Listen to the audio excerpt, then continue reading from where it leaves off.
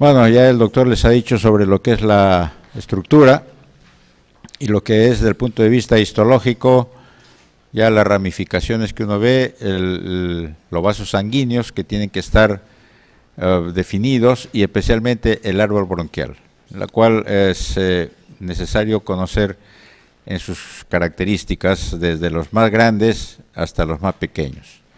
Y después todas las ramificaciones de los alvéolos. Lo más interesante de esto es que cada una de estas unidades alveolares están revestidos como si fuera pues una malla por el sistema vascular.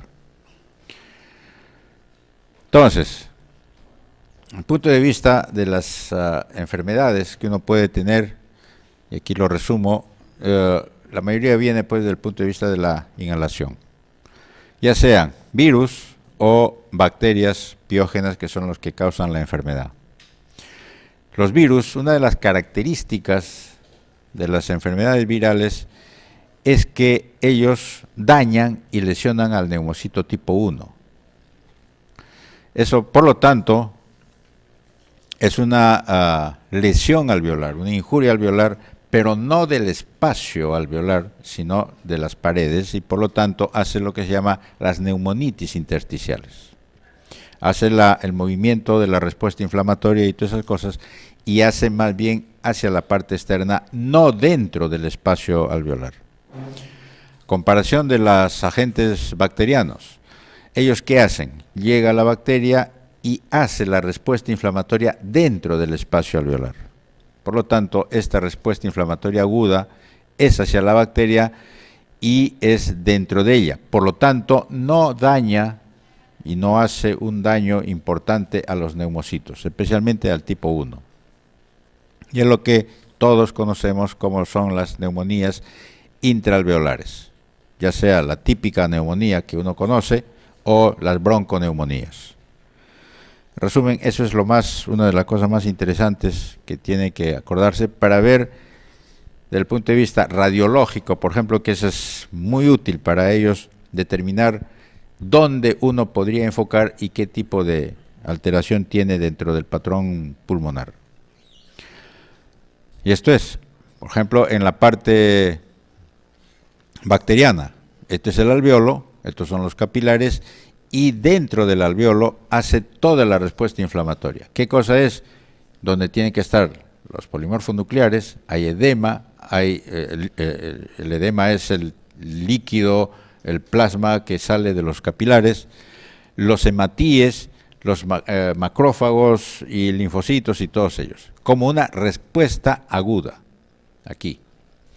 Evidentemente eso va a tener sus fases, y es por eso que antiguamente, porque la neumonía siempre ha habido, ¿no? Y hay gente que se ha muerto por eso, como que hay gente que ha sobrevivido, y sin necesidad de antibióticos ni médicos. Simplemente es el cuidado. ¿Por qué? Porque de esta fase pasa a esta otra, que son las hepatizaciones, de una roja a una hepatización gris, porque comienza a limpiarse automáticamente al vencer a la bacteria por todos los elementos inflamatorios, y los macrófagos son los que se encargan de resolver todo y quedar totalmente limpio. Esto es lo que vemos en una neumonía o en una bronconeumonía. Esto es la pared de los septos y aquí está el espacio alveolar, lleno de elementos inflamatorios. Bueno, si uno se resuelve esto, desde el punto de vista de una resolución adecuada para el paciente, va a solucionarse.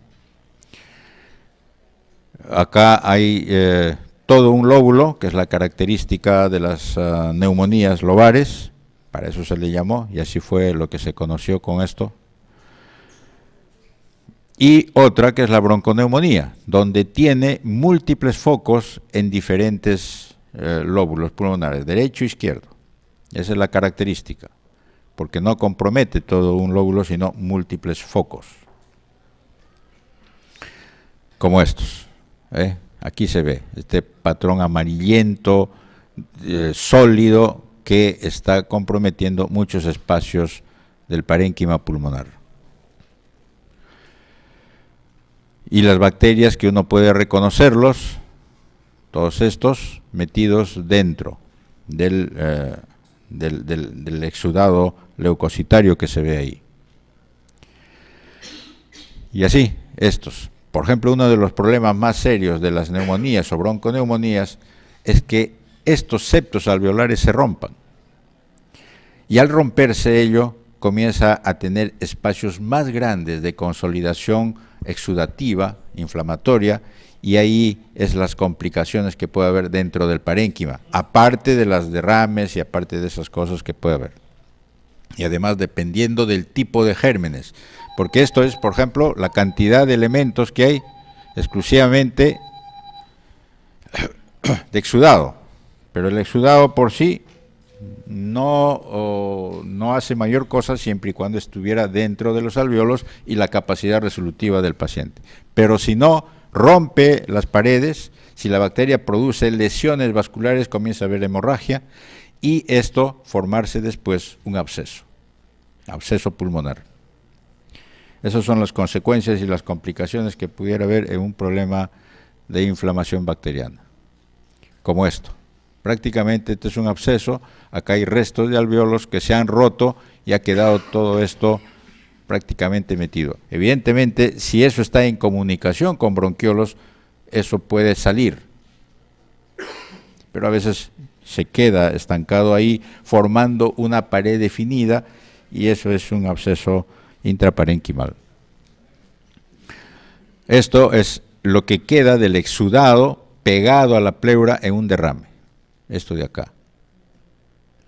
Ese es el exudado, es la fibrina que se queda adherido y esa es otra de las consecuencias de las neumonías en las cuales esto puede que se resuelva, sí, efectivamente, desaparece todo, se cura todo, pero esto se queda pegado.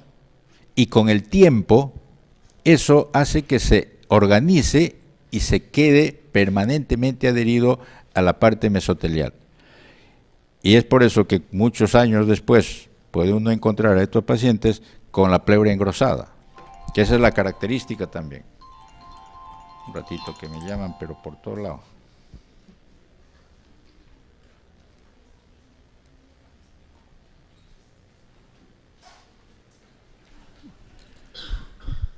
Esta es la parte de la zona inferior, puede que esté en toda la pleura y también producirse esa condición de engrosamiento pleural, como consecuencia o como complicación de un problema que tuvo muchos años anteriores. Esto es lo que les decía, una consecuencia de un absceso es la presencia de esta cavidad.